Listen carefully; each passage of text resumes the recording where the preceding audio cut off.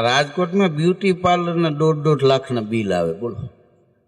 હા હા, આ લગ્ન ગાળામાં જુવાન બાયું જાય એના આમાં વાંધો ને, કંઈક ડોસી પોગી અને બ્યુટી પાર્લર વાળીને ખકલાવે, તને બ્યુટી પાર્લર કરતા નથી આવડતું, જો કળતલી ન ભાંગી.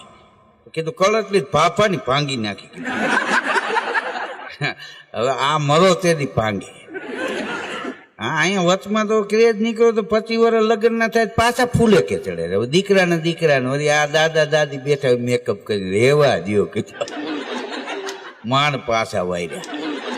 હા, રાજકોટ સિસોડા જેવું, સિસોડામાં સાઈડીને હાથાનું ફોડું ભરાવી દઉં, પછી ગામ આખું તાણે તો હોરું જ નીકળે.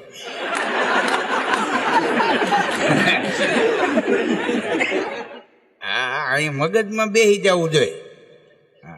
પછી પૂરું, એમ આપણે આમ કરવું એટલે એમ જ કરવું. એમ રાજકોટમાં તમે જુઓ કે માણસ બાજુ વાળો બીમાર હોય ને તો એના માટે દોડાદોડી કરતો હોય, એ આપણું રાજકોટ છે. હા, અહીંયા કોઈ બહારનો માણસ આવ્યો હોય ને એને તકલીફ પડી તો રાજકોટ વાળા ટેકો આપે.